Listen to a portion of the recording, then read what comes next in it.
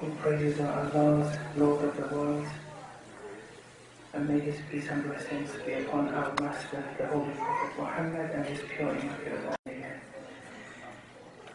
During these next 3 minutes, I'm just going to share a few ideas and some traditions with you, and then we can discuss them later, inshallah.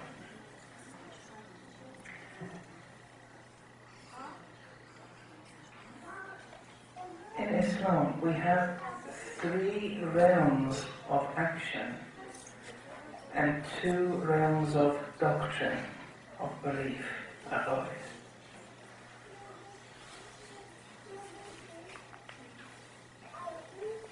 The 3 realms of action, at the bottom is ahkam, rulings. What's halal and what's haram. What's wajib, the muharramat, and so on and so forth. And these actions are usually done by our limbs.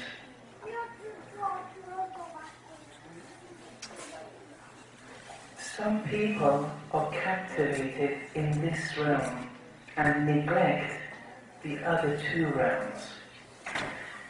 This realm is always a first step. And without this first step, you can't proceed towards Allah subhanahu wa ta'ala. However, there are 2 other steps too, 2 other realms above this first realm of the wajibat and the muharramat. 2 other realms exist, and if you neglect these 2, your route to Allah subhanahu wa ta'ala will be deficient, defective.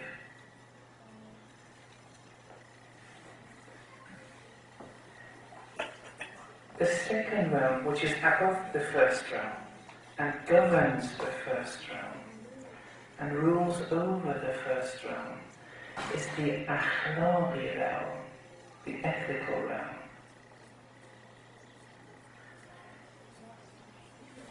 Where one studies and learns how to acquire virtuous ethics, the noble ethical traits,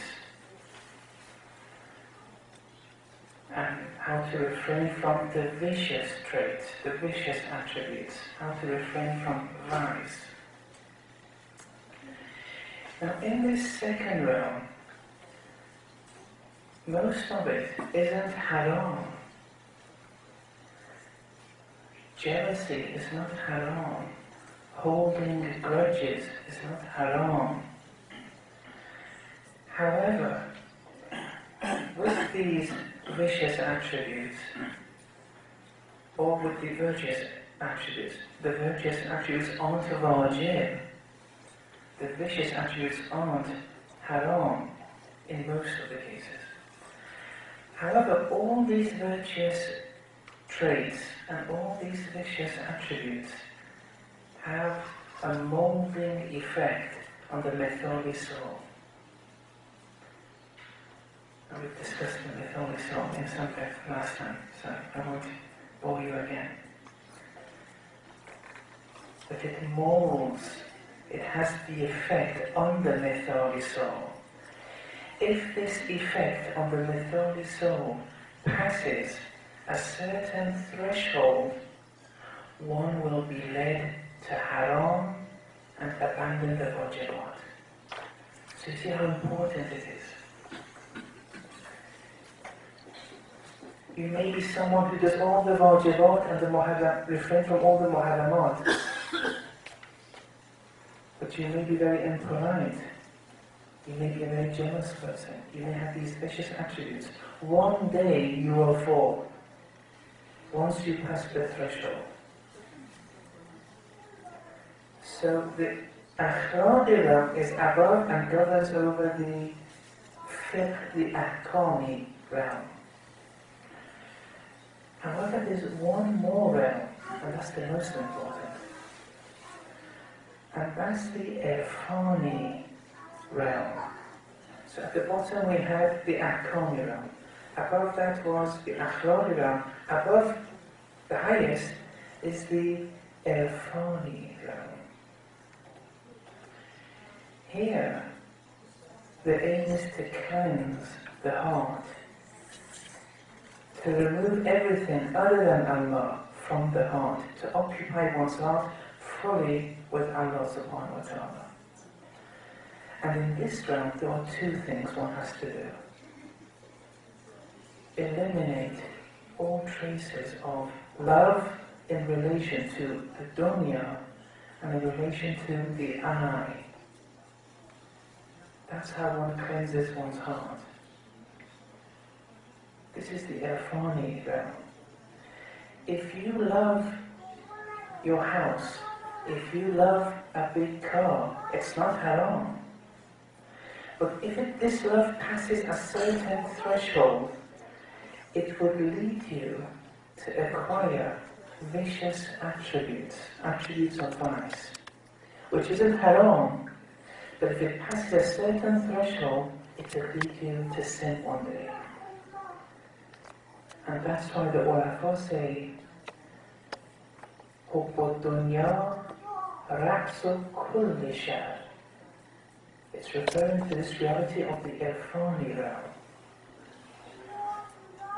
If that's not cleansed, if that's not sorted out, you'll always be exposed to sin.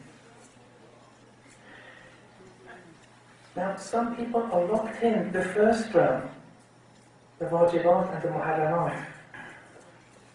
They live a whole lifetime in this realm alone. They never focus on the two other realms. And that's not the way it should be. All three realms have to be focused upon. Because if those two aren't focused upon, the akhlaqi and the irfani realm, you will fall. It's just a matter of time. And also, if you don't pay attention to those two realms, the akhlaqi and the irfani, that realm which you've locked yourself all your life, even if you don't sin, you've acquired minimal value throughout your life. And inshallah Saturday I'll speak more on that.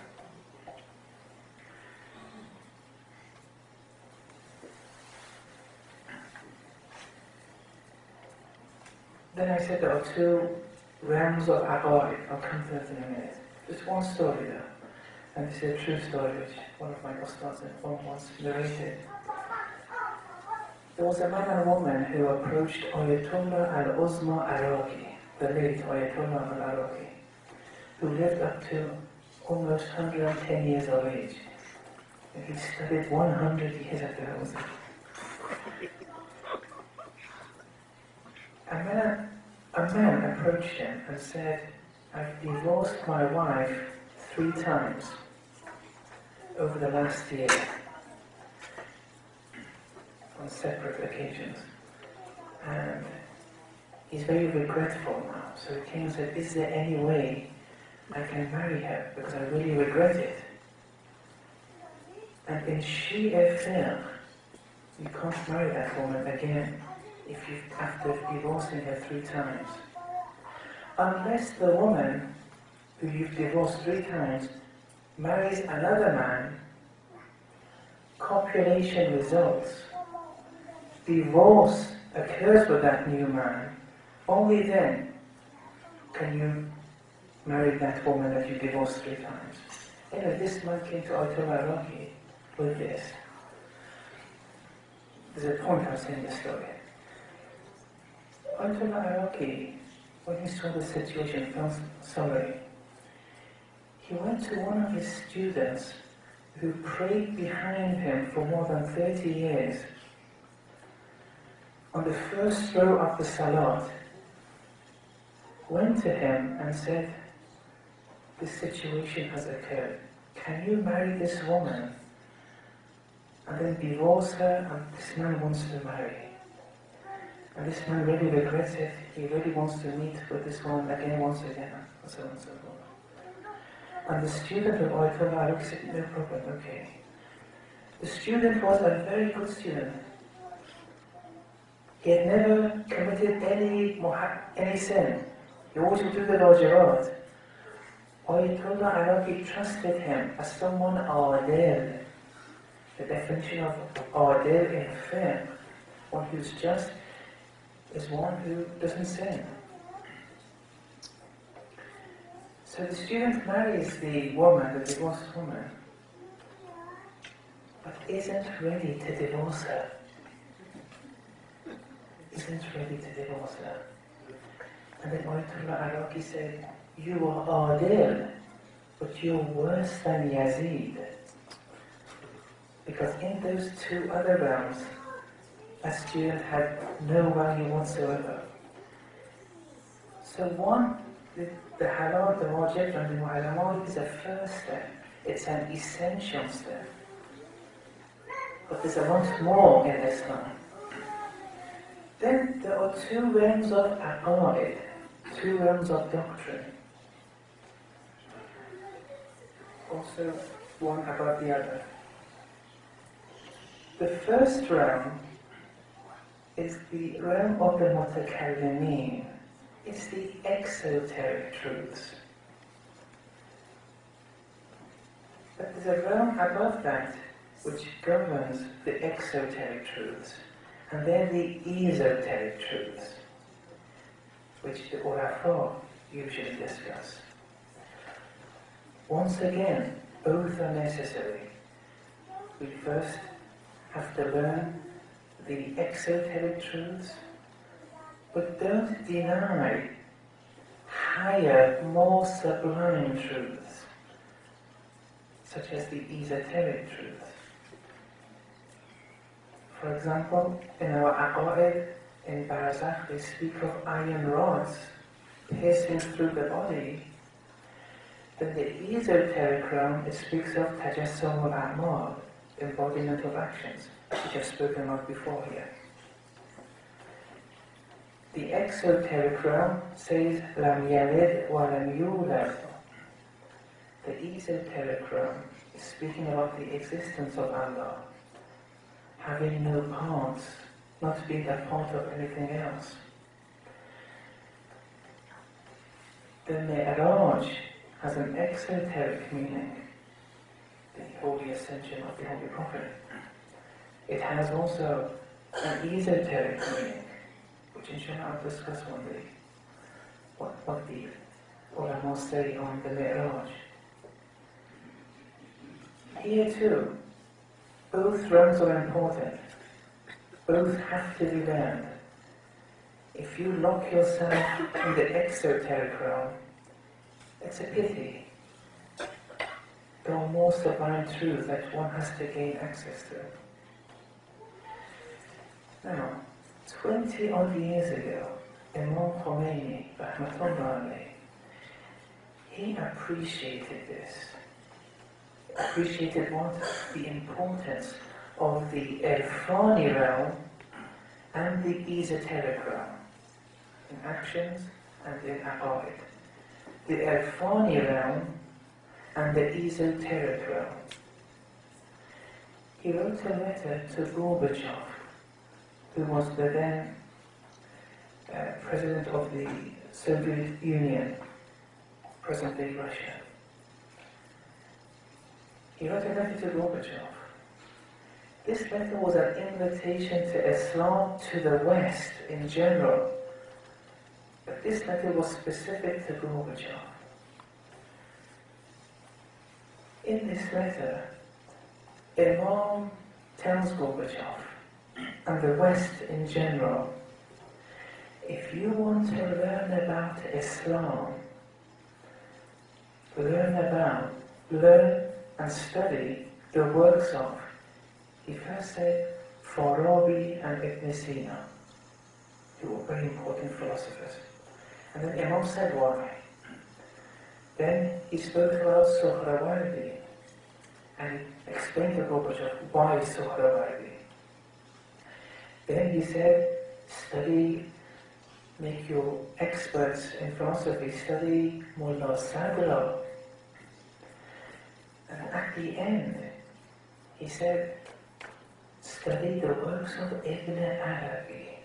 But with Ibn Arabi, he said, he didn't just say your scholars, he said select your elite geniuses, and they have to be sent to Qom. And after a number of years, with reliance upon Allah, inshallah they will understand Ibn Arabi. This is how Imam believed Islam should be propagated in the West. It wasn't a matter of those exoteric truths alone. Islam is much deeper. The West have to understand the depth of Islam. Ibn Arabi, at that time when Imam wrote the letter, the prevalent circles in Qom believed that Ibn Arabi was a kafir. Those who were most polite would say he was a Sunni Muslim. Ayatollah Jawadi Omari, with many references to Ibn Arabi's words, has proved that Ibn Arabi was a true Shia. In chapter 366, in his work Futuhat, when he discusses the 12th Imam, he says the father was Imam Hassan al-Askari alayhi salam, who was the son of Imam Ali al-Hadi alayhi salam, who was the son of one after the other until he reached Amir al-Mu'mineen alayhi salam. And elsewhere in his works. But the Ustad of Allama Tabatabai and Ayatollah Bahjah, Sayyid Ali Ghazi, believed that Ibn Arabi was doing taqiyya in parts of his works also. At the same time as Ibn Arabi, there was another Shia mystic, Sayyid Haydar Amwari. He didn't do taqiyya. The result was they peeled him alive, stuffed his body with straw, burned him, and then with the ashes they separated everywhere. Taqiyya was important. Shiism wasn't always ready to breathe Shiism. Shiism has undergone very difficult times. Now, I want to read an extract of Futuhat now, one of Ibn Arabi's books, where in this extract he also gives a commentary on a tradition of the Holy Prophet of Islam, sallallahu alayhi wa alayhi wa sallam.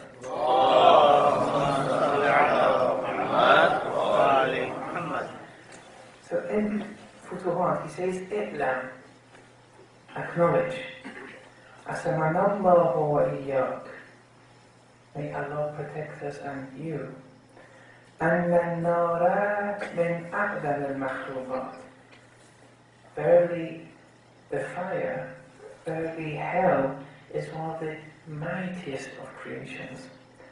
وَهِيَ سِجْنُ اللَّهِ فِي الْآخِرَةِ, and it's Allah's prison. Hell is Allah's prison in the hereafter. وَهِيَ تَحْوِي عَلَى حَرُورٍ وَزَمْحَرِيرٍ, and it comprises of severe heat and severe freeze. فَفِيهَا الْبَرْدُ عَلَى أَقْصَى دَرَجَاتِهِ, and in it there's heat to its maximum, coldness to its maximum. فَفِيهَا الْبَرْدُ, and in it there's coldness to its maximum. وَالْحَرُورُ عَلَى أَقْصَى دَرَجَاتِهِ, and there's heat to its maximum. وبين أعلاها وقعرها 75 إلى 100 من السنين, and from the top of hell to its depth, to its bottom, the distance is 75 to 100 years. And we'll discuss what these years mean. This 75 to 100 is our general life expectancy. وهي دار, and it's a place, حرورها هواء مخترق, its heat is tantamount to an blazing air. لا جمل لها سوى بني آدم, and there's no fuel in it, in hell, except for that of the children of Adam, human beings.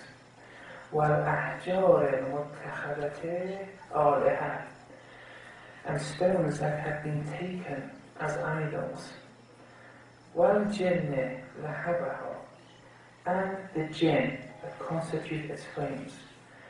كَمَا قَالَ, as Allah has said in chapter 2, verse 24, وَقُودُهَا النَّاسُ وَالْحِجَارَةُ, in relation to the fire, its fuel is people and stones. وَقَالَ, and Allah has said in chapter 21, 98, إِنَّكُمْ وَمَا تَعْبُدُونَ مِن دُونِ اللَّهِ حَسَبُ جَهَنَّمَ, verily you and that which you worship other than Allah would constitute the fuel of Jahannam, of hell.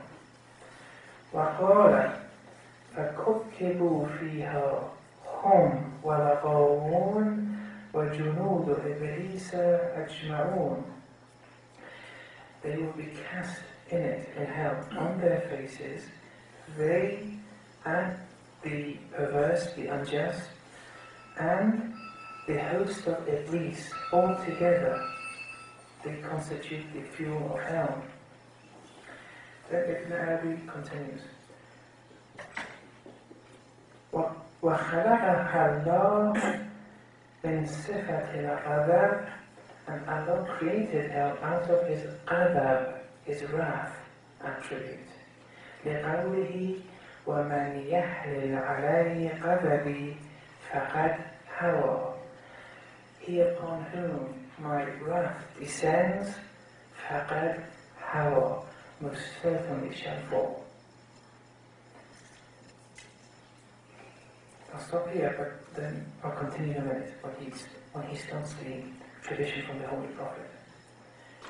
So far, we've established that in Qiyamah there is a place called heaven and there is a place called hell. It exists right now too. Heaven and hell exist right now. And there are entities burning there or enjoying their time there. Ayatollah Shah, the son of Imam's mentor, the late Ayatollah Muhammad Ali Shah, he said that people generations before Hazrat Adam alayhi salam, those different generations of people or species or whatever, they right now are in heaven and in hell. But no one from Prophet Adam's generation is in that heaven and hell. They're either here or in Barzakh. That happens after the promised Qiyamah. So there is a place called heaven and hell. No one's denying that, this place. No one's negating it. And we've spoken of this before, that there's no red monster with horns waiting there to burn you or to whip you. The tajassum al-a'mal will occur. Your actions will burn you. Your actions here, those attributes that you've acquired within your soul, everything will be manifested, resurrected in the hereafter. Chapter 4, verse 10, إِنَّ الَّذِينَ يَأْكُلُونَ أَمْوَالَ الْيَتَامَى ظُلْمًا إِنَّمَا يَأْكُلُونَ فِي بُطُونِهِمْ نَارًا. Those who consume orphans' property wrongfully, it's a sin. But verily they only ingest fire in their stomachs. Their stomachs are burning now. They are burning, but they can't see it in this world. In the hereafter, if this burning will be manifested, will be resurrected. And there are other traditions on this which were spoken in depth before, so I won't speak about Tajassum al-A'mal now. I want to focus on this part now, where Ibn Arabi brings an important tradition from the Holy Prophet. Ibn Arabi continues, وَمِنْ أَعْجَبِ مَا رَوَيْنَاهُ عَنْ رَسُولِ اللَّهِ صَلَّى اللَّهُ عَلَيْهِ وَآلِهِ وَسَلَّمَ, of the most unbelievable, of the most incredible of traditions that we've narrated from the Holy Prophet is the following. And you may have heard of this tradition before, but you may not have been had access to the esoteric dimensions associated with it. إنه كان قائدا مع أصحابه في المسجد. The Holy Prophet was sitting with his companions at a mosque. فسمعوا هدة عظيمة فأتاعوا. And then they all heard a loud sound and they got scared. فقال أتعرفون ما هذه الهدة? The Holy Prophet said, do you know what this sound was? All the companions said, Allahu wa Rasuluhu a'lam. Allah knows better, His Messenger knows better. All the Holy Prophet said, Hajar, it was a stone. Ullaghiyah, that was thrown. Min a'la jahannam, that was thrown from the top of hell. منذ 70 سنة, 70 years ago. وَالْآنَ وَصَلَ إِلَى قَعْلَهَا. And only now has it reached the bottom of hell. فكان من وصوله إلى قعرها وسقوطه فيها هذه الهدة. And it was this falling and that reaching the bottom of hell, that was the noise when it made contact. فما فرغ من كلامه إلا والصراخ في دار منافق من المنافقين. And just about when the Prophet was finishing his words, the lamentations were heard from the house of a munafiq. قد مات وكان عمره 70 سنة. The munafiq had just died and he was 70 years old. Don't forget, the stone was thrown 70 years ago. It reached the depth of hell. The sound was heard. It happened at the same time when the death of the munafiq was, everyone was aware of. فقال, the Holy Prophet said, Allahu Akbar, Allah is greater. فعلمت علماء الصحابة أن هذا الحجر هو ذلك المنافق. When the Holy Prophet said Allahu Akbar, the ulama amongst the companions of the Prophet had many companions. Not all of them were ulama. Ulama isn't the plural of alim. Ulama is the plural of alim. Anyone can be alim. You don't have to be from a special place to become alim. Those who were alim amongst the companions of the Holy Prophet, on hearing that Allahu Akbar from the Prophet, they realized something here. This wasn't a coincidence. They realized the stone that the Holy Prophet was speaking about was the munafiq. The munafiq was living in this world for 70 years. In Barzakh, the munafiq was tantamount to a stone. I'll describe it in a minute. وَأَنَّهُ منذ خلقه الله تعالى يحوي في جهنم. And since Allah had created the munafiq was always in hell. وَبَلَغَ عُمْرُهُ 70 سَنَةً. His life reached 70 years. فَلَمَّا مَاتَ حَسَلَ فِي قَعْرِهَا. Only when he reached the bottom of hell did he die.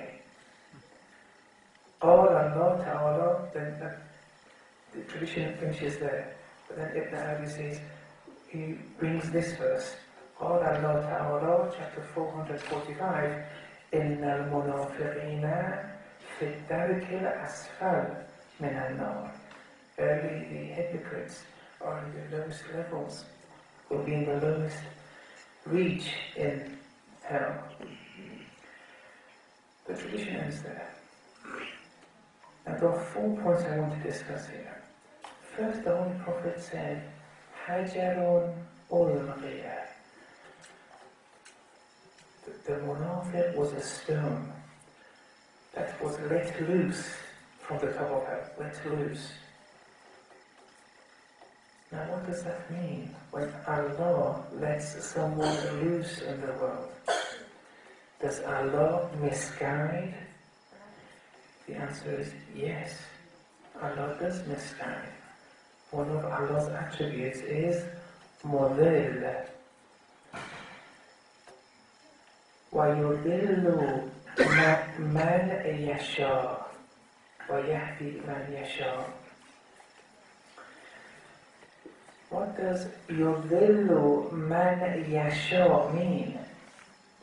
It's commonly translated as He, referring to Allah, misguides man, whoever yasha, He wills, Allah wills.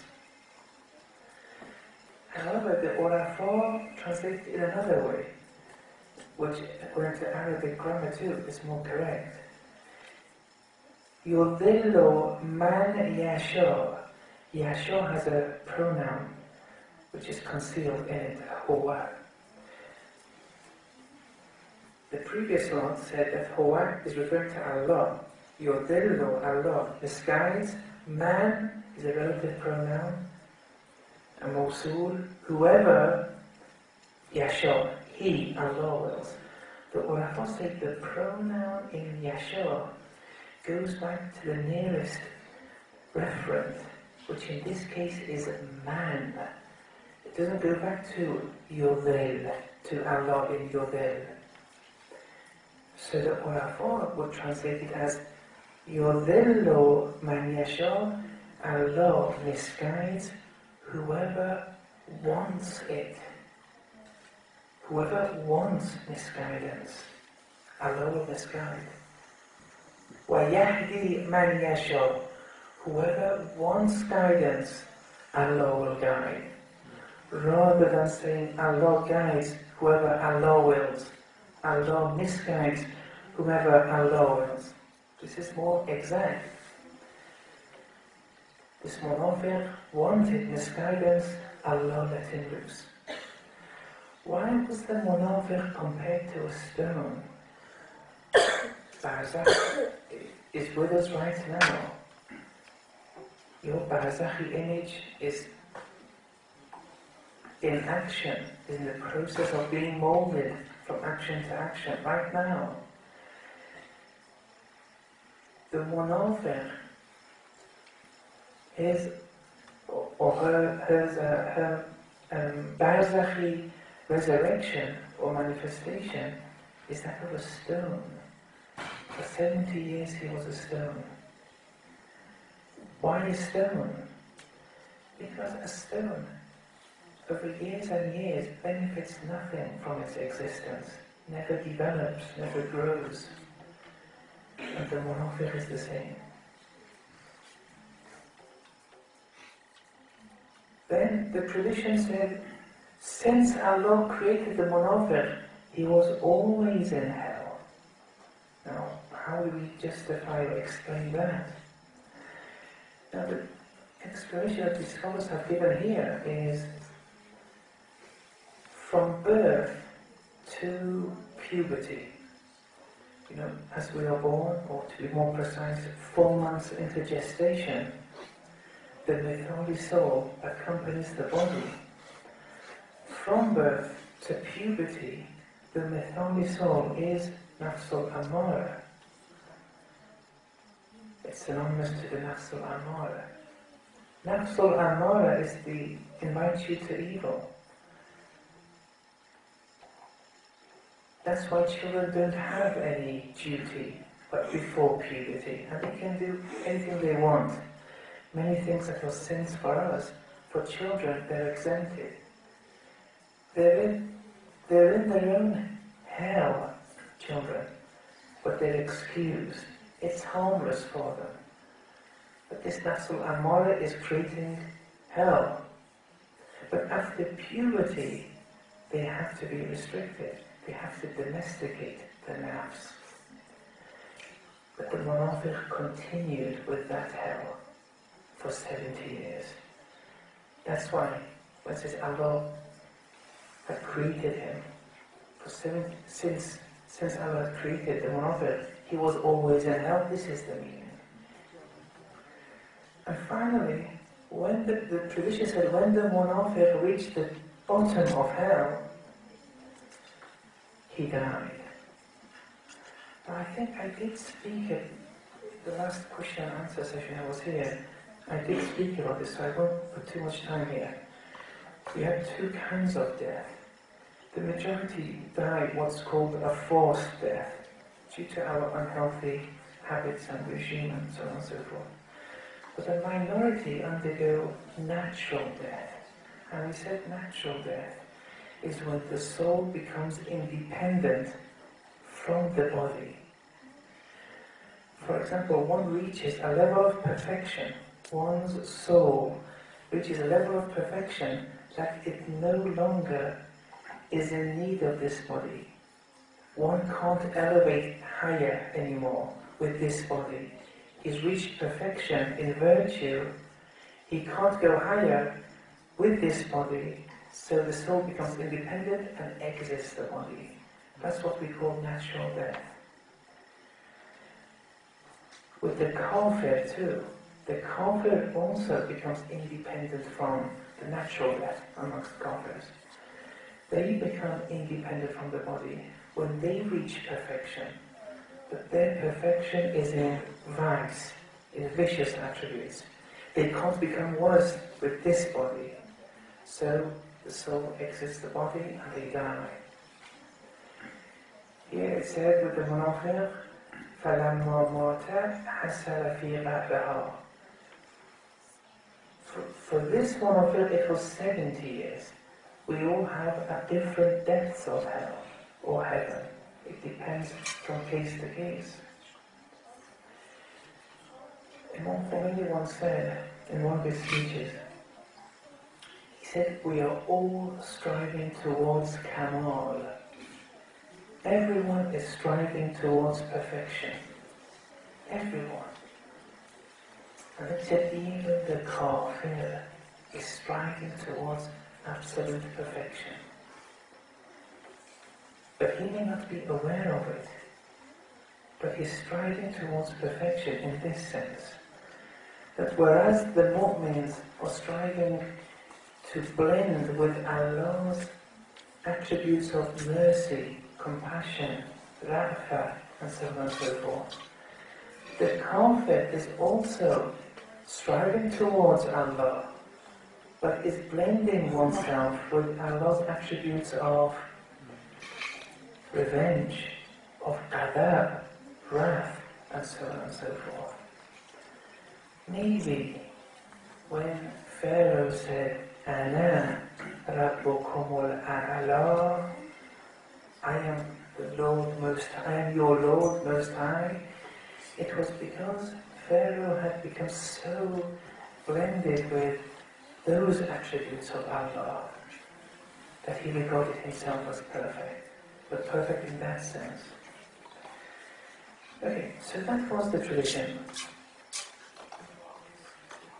Now, Imam Khomeini's daughter-in-law, the wife of the late Sayyid Ahmad Khomeini, kept on insisting from Imam to write her a letter of guidance and write a few Irfani instructions.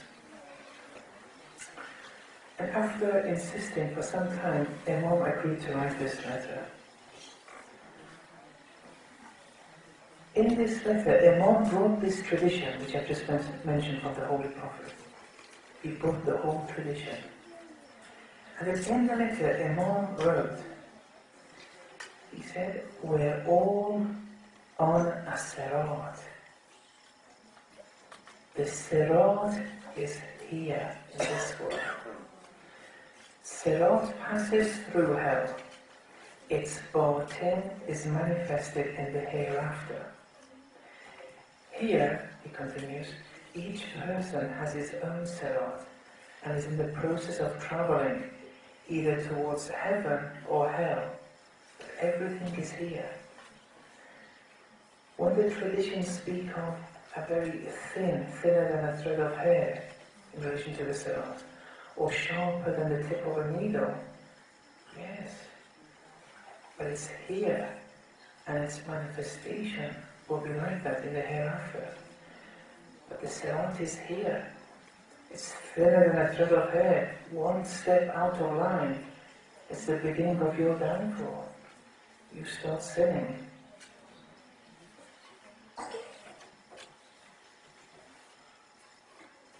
The world, Barzakh and Qiyamah, it's one reality, but three dimensions. In Qiyamah, when they speak of a Sirat, find the Sirat in this world. That will be manifested in the hereafter.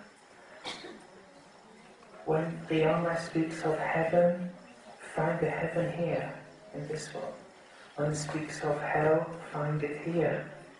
When it speaks of the questioning of the angels, and so on and so forth. Everything can be found here. These are just manifestations of it, of living this world, that will be conveyed to the hereafter. I just want to speak about this Sirat. There are 2 or 3 traditions I want to mention and just give a short commentary on them. Imam Sadiq alayhi salam was asked as to what the Sirat is. And he said, هو الطريق إلى معرفة الله. It's the way to knowing Allah. It's the way to Allah's gnosis with a G. G-N-O-S-I-S. The Sirat is knowing Allah in this world. And it will be manifested depending on how you knew Allah in the hereafter. وَهُمَا صِرَاطَانِ, and it's tantamount to 2 Sirats. صِرَاطٌ فِي الدُّنْيَا وَصِرَاطٌ فِي الْآخِرَةِ. Look how exact Imam was. He said the Sirat is here. It's 2 Sirats. There's a Sirat in this world and there's a Sirat in the hereafter. It's 1 Sirat in reality, but 2 manifestations. وَأَمَّا الصِّرَاطُ الَّذِي فِي الدُّنْيَا, concerning the Sirat in this world, فَهُوَ الْإِمَامُ الْمُفْتَرَضُ الطَّاعَةِ. The Sirat in this world is tantamount to the Imam, whose obedience is wajib.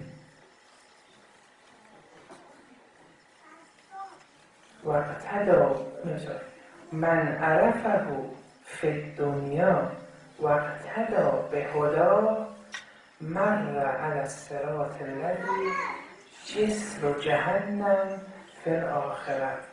Whoever gets to know the Imam of one's time in this world and follows that Imam's guidance, that person will pass through the Sirat, through hell, but will pass over it with ease in the hereafter. وَمَنْ لَمْ يَعْرِفْهُ, but whoever doesn't get to know the Imam whose obedience is necessary in this world, the manifestation is زَلَّتْ قَدَمُهُ عَنِ الصِّرَاطِ فِي الْآخِرَةِ فَتَرَدَّى فِي نَارِ جَهَنَّمَ. Their feet will tremble on the Sirat in the hereafter and they'll fall into hell. But the Sirat is the Imam. Now why should the Sirat be the Imam? Allah subhanahu wa ta'ala is Wali.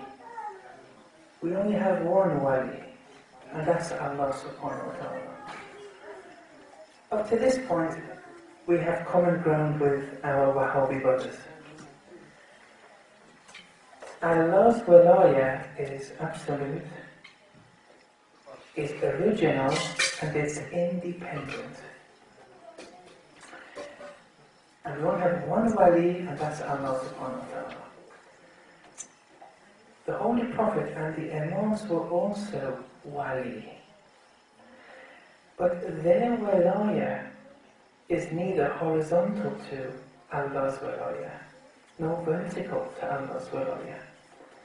It can't be horizontal to it, because Allah's walaya is independent. No one granted walaya to Allah. It can't be vertical to Allah's walaya, because Allah's walaya is infinite. It will never be the term for any other person's walaya. This wilaya which we attribute to the Holy Prophet and the Imams, it's a manifestation of Allah's wilaya. They were given this wilaya, or they acquired this wilaya. They're manifestations of Allah's wilaya. And since they are manifestations, whatever they say, it's Allah's word. Whatever the Imams say, it's as if Allah's saying it. Their actions, it's Allah's actions, because they're complete manifestations of Allah's attributes. If you don't abide by them, if you don't abide by the laws of, for example, Amir al-Mu'mineen and the rest of the Imams, if you don't abide by what they say, they're manifestations of Allah's walaya. So if you don't abide by them and abide by another set of laws, whose laws are they? To be on the sirat, you have to follow them. Now sometimes there are things like not to consume pork. For example, that was spoken in the Quran, and you may not be a follower of the Imam, but you follow that divine ruling. It's possible. But what about those new arising events which come about? Different wars, different things now. You have to follow the Imam of the time. These are found in the Quran now, how you must behave with such a person. There are things which arise with the times. Here you have to follow the Imam, who are complete manifestations of Allah's attributes. Now, with your permission, only as a marginal point, I just want to make a small point on Wilayat al-Faqih, Islamic leadership. Here, the 12th Imam is an occultation. So, the 12th Imam is now an occultation. What do we do in relation to the socio-political events of the Ummah? The question of pork is sorted. We know what the ruling is. Okay, then everyone goes to the marriage, which is a continuation of Nubuwwah. But Nubuwwah has an end to it. The Quran was the last book, the last Sharia. No other Sharia comes after. It's perfect now. The spiritual message of the Quran has been perfected. Spirituality can't get higher than that given by the Holy Quran and the texts. At the time of Judaism, the potential to go higher was there. At the time of Christianity, it was there. But Khatamiyya, the sealhood of the Prophet, means spiritual evolution is not possible anymore. And I'll speak about this tomorrow, inshallah. Now, during the occultation, what do we do with the socio-political events? Either you say that Islam has nothing to say until the coming of the 12th Imam, and that would be a kind of abrogation, nasakh in religion. The 12th Imam may not come for hundreds of thousands of years. Inshallah, it will come tomorrow. Islam, walaya, always has to continue. It's one of Allah's names, Al-Wali. It's infinite. It has to always be executed in society. Nubuwwah has an end. That's why Allah doesn't have the name Al-Nabi. But Al-Wali is there. Now, so we need Allah's walaya to be enforced in society. But we not by a ma'soom until the 12th Imam comes. Now, that's Islamic leadership. Now, some people, when you say Wilayat al-Faqih, it's as if you just told them their mother's passed away or something incredible. This is something vicious, it's a beast. You have to slowly try and grow up and not let these terms fool you. Wilayat al-Faqih means Islamic leadership. Leadership of the Ummah has to continue by the next best alternative. Now that next best alternative may be only 5% manifestation of the wilayah of the 12th Imam. Maybe only 10%, because they're not ma'soom. But you have to find the best alternative. Now, with wilayat al-Faqih, you either don't agree with the principle at all that there has to be a leader for the Ummah in socio-political issues, not on your individual ibadat and those issues. You either believe that Islam doesn't need a leader and will wait and do nothing until until the 12th Imam comes, or you agree in a form of leadership. Assuming you agree with a form of leadership, you either agree with the present Wilayat al-Faqih, or you don't accept the present Wilayat al-Faqih. If you, sorry, I don't want to be political, it's not going to be political, just general. If you don't accept the present Wilayat al-Faqih, you have to ask yourself, it's legitimate, you may not accept the present Wilayat al-Faqih, it's okay. You're not a kafir, Muslim, don't worry, don't let anyone scare you. But if you don't accept the present Wilayat al-Faqih, you have to ask yourself, who then should be the leader? Otherwise you're in that first group where you don't believe in leadership, and that's problematic. Who then? Who is your leader in the socio-political affairs of the Ummah?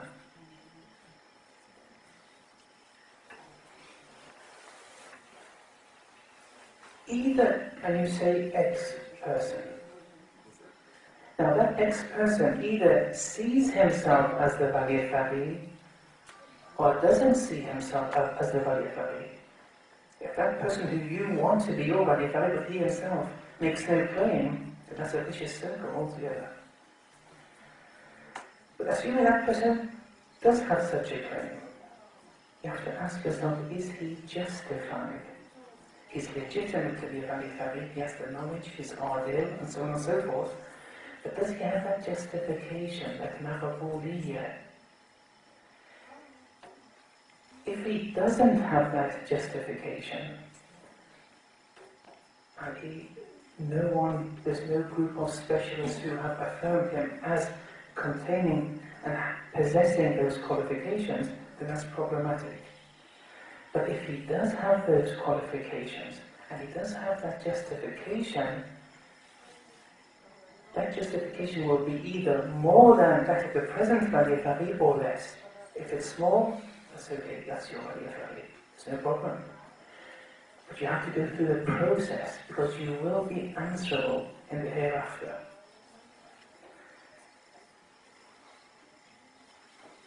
If you don't believe that there should be leadership in the socio-political affairs of the Ummah, the message of Adil, which you believe in, is distorted. Sorry to use this expression, but you are more, in quotes, Sunni than you thought. If you think it's only a matter of halal and haram, that Qalil only came for that message, that's a distorted image of Qalil. It's much more complex. Allah's wilaya has to continue. It's infinite until the others will change. That was just on the margins. Okay, let's get back to another tradition. Imam Hassan al-Askari alayhi salam said, Sirat al-Mustaqim huwa siratan. The Sirat al-Mustaqim is two sirats. Siratun fi dunya wa siratun fi al-akhirah. One being a manifestation of the other. It's one sirat. But the one hereafter is a manifestation of your sirat, how you behave in this world here. فَأَمَّا الطَّرِيقُ الْمُسْتَقِيمُ فِي الدُّنْيَا. But concerning the sirat in this world, فَهُوَ مَا قَصُرَ عَنِ الْغُلُوِّ. It's tantamount to distancing oneself from arrogance. وَارْتَفَعَ عَنِ التَّقْصِيرِ. Eliminating shortcomings. وَاسْتَقَامَ. And being set firmly on your way. فَلَمْ يَعْدِلْ إِلَى شَيْءٍ مِنَ الْبَاطِلِ. And not having any tendencies towards batil. That's sirat in this world. وَالطَّرِيقُ الْآخَرِ. The other sirat, the other way, طَرِيقُ الْمُؤْمِنِينَ, is the way of the mu'mineen, which is a manifestation of that first tariq in this dunya that was described. إِلَى الْجَنَّةِ الَّذِي هُوَ مُسْتَقِيمٌ is the tariq, the way of the mu'mineen towards heaven, and it's straight.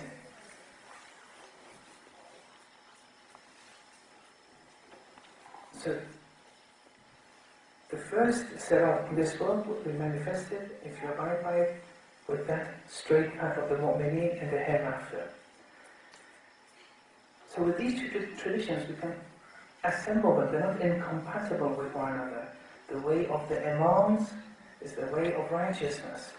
And that's why we sometimes have other traditions which says, Siratul Mustaqim, Amirul Mu'mineen alayhi salam.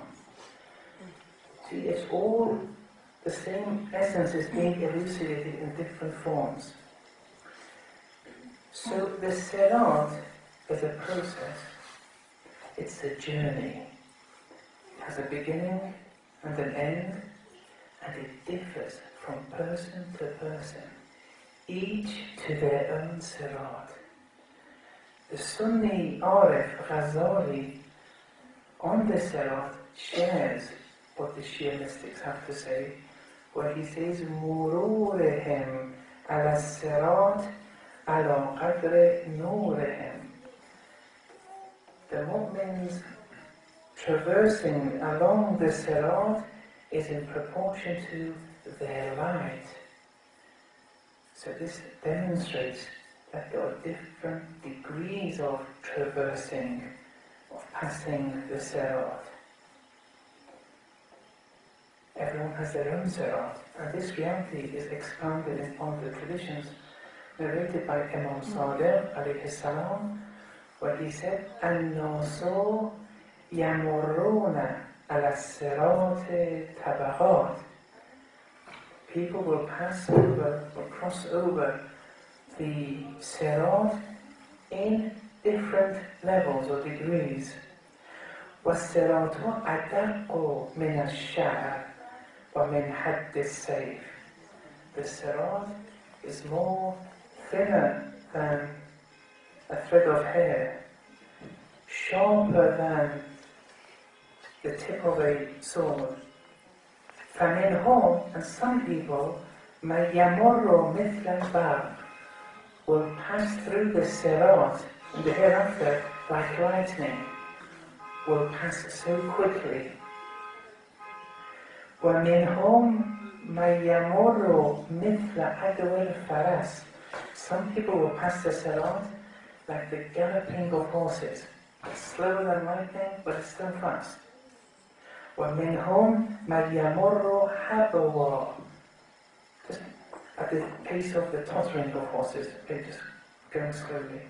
وَمِنْهُمْ مَنْ يَمُرُّ مَشْيًا. Some will pass and traverse the Sirat by walking, so it's even slower. وَمِنْهُمْ مَنْ يَمُرُّ مُتَعَلِّقًا قَدْ تَأْخُذُ النَّارُ مِنْهُ شَيْئًا وَتَتْرُكُ مِنْهُ شَيْئًا. They'll be delayed when they're passing the Sirat. Parts of their body being seized by the fire, parts of their body not being seized. Now Ibn Arabi narrates a tradition in his Futuhat. I didn't have it with me, but I'll paraphrase it. So this is not a very exact translation of the tradition, but something on these lines where the tradition from the Holy Prophet of Islam states, in Qiyamah, the Sirat is manifested in proportion to the traveller's acquired value. For some it will be tight, and for some spacious. The luminosity granted to them will be in proportion to their actions. For some, a mighty mountain of light will be granted. For some, less. For some, a tree of light. For some, a toe's worth of light, which is intermittent. When on, one will move along the Sirat. When off, one will be stagnant on the Sirat. And finally, this Sirat in the hereafter is situated over hell. So everyone's path will include passing through hell, and there's no escaping it. The Sirat here is in this world, is in the dunya being tantamount to hell. In the hereafter, where hell is manifested, we have to pass through hell. Everyone has to pass through it. And in chapter 19, verses 71 and 72, وَإِن مِّنكُمْ إِلَّا وَارِدُهَا. There's none of you but will pass through it, pass through hell. كَانَ عَلَى رَبِّكَ حَتْمًا مَقْضِيًّا. And this is an ordained certainty with your Lord, that everyone has to pass through it. ثُمَّ نُنَجِّ الَّذِينَ اتَّقَوْا. But then Allah will deliver those who have taqwa. وَنَذَرُ الظَّالِمِينَ فِيهَا جَثِيًّا. And Allah will abandon the wrongdoers, the dhalimeen, make them stay in hell, fallen on their knees. And then on hearing this verse, someone asked a holy imam, even the imams, will they have to pass through hell? And then the holy imam said, we've already passed through hell when it was off, when there were no flames. And that is a very deep meaning. But this has a lot of deep dimensions associated, but I leave you that to think about. وصلى الله على محمد وآله وصحبه. اللهم صل على محمد وآله محمد. Are there questions? Or if you give me early night off, it will be Yes, you mentioned Wilayat Faqih. Can you tell us where in the Quran say that is we have to follow Wilayat Faqih? And the Wilayat you mentioned, there's two Wilayat. Wilayat Allah, I don't know where it says that. We know that Wilayat when we say Ali Wali Allah or when you think here in this line. So, can you tell me about that? Well, this is a very big discussion, and I can't really describe it now. Just those 2 points. Yeah, the first point is very important. This whole concept that everything has to be in the Quran is a wrong concept to have in general. You shouldn't say Hasbuna Kitabullah. There are many things which aren't in the Quran. But with Wilayat al-Faqih, there are verses which the ulama have used. No one goes against Wilayat al-Faqih. Everyone believes in it. It's just that they have different understandings and different limitations to it. But you won't find any faqih who says this doesn't exist. I don't know the verses off by heart, I wasn't prepared for that. But concerning Walaya, we have many verses which says, فَاللَّهُ هُوَ الْوَلِيُّ or هُنَالِكَ. هُنَالِكَ الْوَلَايَةُ لِلَّهِ, chapter 18. Do you know what? Charlie, do you know the verse? Yes. هُنَالِكَ الْوَلَايَةُ لِلَّهِ الْحَقِّ. Walaya is only Allah. The Holy Prophet and they weren't independent walis. Only Allah is wali, but since they were true manifestations of Allah's attributes, one of which is walaya in that sense, otherwise they can't be compared to one another. But inshallah, I think if you wanted another time, I'll give it words. That verse that is mentioned, يُذِلُّ مَنْ يَشَاءُ وَيَهْدِي مَنْ يَشَاءُ, reminded me of another verse. I think it's in Surah Hud. It says that كُلًّا نُمِدُّ هَؤُلَاءِ وَهَؤُلَاءِ وَمَا كَانَ جَزَاءُ رَبِّكَ مَهْجُورًا.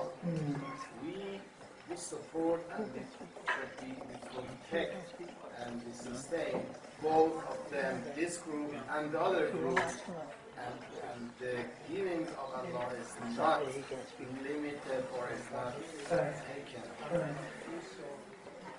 Does that stay in line with that? Yahdi man yasha wa yudhillu man yasha means whoever wants the direction and the guidance will receive the guidance from Allah. Whoever wants the being dull and losing the way will do that, and Allah will support both of them equally. Yes, I think there's a point. I've never thought of it like that. I have to research it more, but yes. So, I just want to know who appoints Wali al-Faqih or who has the authority to appoint. There's a lot of ulama that they don't believe some of the Wali al-Faqih that we have today's life is not which is okay. legitimate. Yes. Well, I didn't really want to speak about that. That's just on the margin, but apparently it's the legitimacy of Wilayat al-Faqih. Well, let's just say, if this word is maybe threatening for some, the legitimacy of an Islamic leader has to be given by Allah subhanahu wa ta'ala. No one else can give that. We have traditions where the imams have given authority to the fuqaha who have A, B, C attributes. And this one of them has come from Imam Zaman, Ajalullah Ta'ala Farajah Shaykh. So that's the legitimacy. Whoever has those conditions is a Wali al-Faqih. We can have 10 legitimate Wali al-Faqihs today. It's possible. But now these 10 have to work in unity with one another. Let's say we have 10 marriages who all are legitimate leaders, have the knowledge, have the justice, what's required in socio-political matters. These 10 have to work together, and they're legitimate. Allah has given the green light to these 10. But the reality today is not even 2 marriages can work in unity with one another. Never mind 10. So, our rationality says we have to choose the most competent. Who is asla amongst these 10? So everybody's value faqih is different then? No, but I'm explaining it. Yes. So, there are 10 legitimate value faqihs. They can't work in unity with one another. Our rationality says we have to choose the most competent, because if we have 10, one of them will say it's wajib to go to war, one of them will say it's haram to go to war, one of them will say I have no opinion on this. We have to have a single voice. If these 10 can work together, that's the ideal. And the legitimacy is from Allah. If they can't work together, we have to choose the most competent, the aslah. Now, who does the choosing? It's like if I said, go and find hydrochloric acid. You would go to chemistry professors and they would find you, out of the many liquids, this is hydrochloric acid. Here, those who choose the aslah have to be themselves faqih and understand the socio-political dimensions of the ummah. They're a group of people. At the beginning of the revolution, there were 10 of them. They chose Imam Khomeini. Those 10 chose Ayatollah Muhammad Baqir Sadr, was Imam to be assassinated as the Raya Faqih. Then once the revolution got going, now they have a Khobregan, a center. But you don't have to have a Khobregan. A group of specialists. They choose which is aslah. But you may not accept this group of specialists. Doesn't matter. As long as you find a stronger group of specialists who say, this one is marja, it will be justifiable. But if you don't search for that group of specialists who appoint a wali, then you can't choose yourself. It has to be justified. Okay. I'm sorry. Yeah, something. I think in the back we couldn't hear the initial question that you had asked, and you had even added to it. You said that's an excellent point. I didn't think of it that way. Right. No, I said I hadn't studied the point. I have to research it. I didn't want to give an answer. Sorry. Yes. We didn't hear the question. Oh, maybe he'll give you the verse in a minute. Yes. Yes. Such an important issue as Vilayah. His hand was Oh, up. I thought you were going to be. Sorry, my question is also a continuation of brother that he asked you about before. Like, for example, when I was in Afghanistan, like when Shah was in Iran, I never heard such a news, that there is a Wilayat Faqih. And then it comes recently, it's only in Iran, not in other countries. Yes. His Shia Muslim brother. Yes. Like this was never been such a thing, except we have to make a taklif from one. Yes. So why is now, Yes. it's not. Yes. The thing is, if you look at the works of Sheikh Mufid, Sheikh Tusi, they all speak about Walaya of the Faqih. They have it in their books. All of them. All the Maharajas speak about it from the beginning to today. They debate the limits of it. Imam Khomeini's main difference was in all socio-political events of the Ummah, the Faqih is in charge. So we always had it. Now, it is only in Iran. Why? Because you can't force Islam on people. In Iran, the people wanted it. They voted for it. And the Faqih, that we have one and has authority there. Until the people of Afghanistan, Pakistan, one day maybe America, they must ask for it. Otherwise you can't force people with Islam. And concerning the choosing of the Wali Faqih, that's open to everyone. And we do have Iraqi fuqaha in Khobregan too. And we would love to have many marriages in the Khobregan to choose. if they are willing to come. But it's not an Iranian thing. It started with Iran because the people of Iran wanted Islam. But it was not before. Before, there were many legitimate faqirs who had this capacity to exert walaya. However, there was no people who wanted Islam to govern over them. The problem isn't with the fuqaha. The people didn't want it. Even during the time of the imams, they were ma'soom. The people didn't want Islam. And that's why they wouldn't force Islam on the people.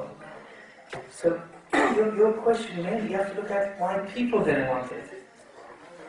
If people want it, it will not be good. I mean, it's such an important issue as Valaya. Why are we responsible to choose? I mean, every imam that passed away assigned the next imam until Imam Mahdi, and now we are like left over with nobody that we, for certain, we know that he is capable and eligible for a Valaya. And it's created so much chaos as far as many things. So why is... During the times of the imams, when we had a particular imam, there was always chaos. All those wars during Amir al-Mu'mineen's time, all that. So the thing is, they've said the fuqaha. It's stipulated very explicitly. The fuqaha. But it has to have a من انگلیسی بلد نیستم، فارسی سوالم میکنم. خب 99% فارسی بلدم. یه دستش آقای ممدانی با انگلیسی بلد نه، فارسی بلد نه. سوال من یه سوال، همونجوری که آقای آیت الله مدرس اعلام کردن، دیانت ما این سیاست. یعنی دیانت اون که باید پاکه، سیاست اونم باید این دیانت اون پاک باشه. نه اگه خود سیاست اون همراه دروغ و یک پرده سیاه باشه نمیشه. یا مثل همون که حضرت علیه السلام هیچ وقت تلوز رو هیچ قدرت چیزی نداد. این دیانتش همون اول سیاستش باید بود که شهید هم شد. صحبت من چون خودتون الان آقای امیرعباس پشت بلند رو اعلام شده، آقای دکتر فرخ خودتون میدین ما هممون دانشگاه درس کنیم سلسله مراتب از ابتدایی دیپلم دبیرستان و دانشگاه لیسانس و فوق لیسانس و دکترا، از لیسانس و فوق لیسانس 2 ساله که بعد باید دفاعنامه بکنی، از فوق لیسانس کسی بخواد دکتر بشه باید حداقل 10 سال زمان میبره تو این چه دکتر. سال کم کوتاه نه کم پاک نه میخوام بگم که حالا بگم 10 سال حداقل طول میکشه یکی بخواد دکترا بگیره. یعنی یکی که آخونده روحانی سطح 1 و سطح 2 بعد باید بیاد بشه حجت الاسلام، بعد حداقل وقتی خود مجتهد بشه آیت الله باشه، مجتهدش حداقل 6 تا 7 آیت الله باید نماز بخونه که ایشون تقلید قبول کنه. یعنی الان شما حجت الاسلام هستید، موقعی مجتهد آیت الله میشه گفت آیت الله فرخ که 6 تا 7 آیت الله باشه تو نماز بخونه. یعنی این باید خودتون روحانی میکنه. مقام معظم ما یعنی ولایت فقیه سال 14 خرداد 1368 ساعت 2 بعد از اعلام شدن که رهبران حجت الاسلام بودن، ساعت 9 شب خبر گفتن آیت الله. من گفتم در این هفته چطور میشه اینقدر تحقیق تا چه شرط اول ولایت فقیه بود آیت الله باشه، در هفته چیزی شدن آیت الله. آقای شاهده این سیاسی شد دیگه. بعد نه سیاست ما این دولت ما پاک باشه. حالا سوال همینه ولایت فقیه آقایش باید آیت الله باشه. در هفته چطور میتونه آیت الله باشه؟ وصلى الله على محمد اللهم صل على محمد وآل محمد.